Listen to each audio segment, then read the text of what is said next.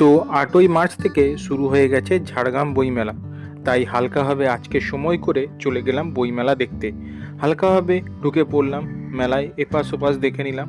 তারপরে হালকাভাবে কবির কাছে গিয়ে প্রণাম করে বুক স্টলের দিকে গেলাম। পুরো মেলাটার একটা হালকাভাবে ভিউ নিয়ে নিলাম। অনেক কটা স্টল এসছে। তারপরে এই মাঠের মাঝখানে হালকাভাবে বিশেষ কিছু মুহূর্তের বা বইয়ের কার্ডবোর্ডে স্ট্যান্ড লাগানো আছে, ওগুলোকে দেখে ওখান থেকে হালকাভাবে এই ছৌ নাচের মুখোশ ও টামা তুন্দা দেখে নিলাম। মাঠের মাঝে একটা স্টেজও করা ছিল, কিছু বাচ্চাদের প্রোগ্রাম হালকাভাবে হচ্ছিল। তারপরেই হালকাভাবে দেখতে পেলাম দ্বীপ প্রকাশনী। হালকাভাবে হাঁটা লাগালাম দোকানের দিকে, গিয়ে দেখি হালকাভাবে অনেক কটা ভালো ভালো বই আছে।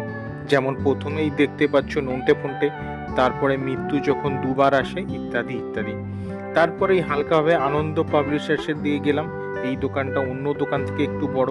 এখানেও হালকাভাবে গিয়ে দেখি অনেক ভালো ভালো বই আছে, কিন্তু দামগুলো যেন হাতে ছ্যাঁকা দিচ্ছে।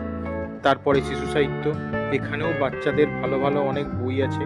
তারপরে দেব সাহিত্য কুটির, এখানেও ঢু মারলাম, ভালো ভালো অনেক নতুন পুরনো বই মিশিয়ে আছে। তারপর কবির সাথে একটু ফেস টাইম নিয়ে চলে গেলাম অন্য দোকানের দিকে। তারপরেই চলে এলো বিভা। এখানে অনেক ভালো ভালো বই আছে। এই পাবলিশার্সের বইগুলো ভালো লাগে, কারণ কম দামে ভালো বই পাওয়া যায়। তাছাড়া এখান থেকেও একটা বই কিনেছি, সেটার ব্যাপারে পরে বলছি। এখানে অনেক বই নিচে রাখা আছে। তারপর আমি বিখ্যাত বুক ফার্ম, আগের বছর ছিল না, এর সব বইগুলোই চেনা, ওই বইগুলোই রাখা আছে। তারপরে মহুয়া পাবলিশার্স, এরও পুরনো নতুন বইগুলো মিশিয়ে রাখা আছে।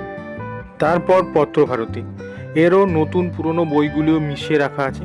তাছাড়া আরও ভালো ভালো অনেক পাবলিশার্স এসছে, যেমন উডপেকার্স, বসাক, বঙ্গীয় প্রকাশক, পারুল প্রকাশনী, শালপাতা পাবলিকেশন। তারপর বিভা থেকে হালকাভাবে একটা বই কিনে একটু শান্তার প্রোগ্রাম দেখে এইগুলোকে একটু হালকাভাবে পর্যালোচনা করে বেরোবার সময় লোডশেডিং, ওরই মধ্যে হালকাভাবে আমি পালালাম। আমি কিনেছি বিভা থেকে অঙ্কুর বরের দহন ক্ষুধা। যদি তোমরা কেউ ঝাড়গ্রাম বইমেলায় গিয়ে থাকো, কেমন লাগলো কমেন্টে জানিও।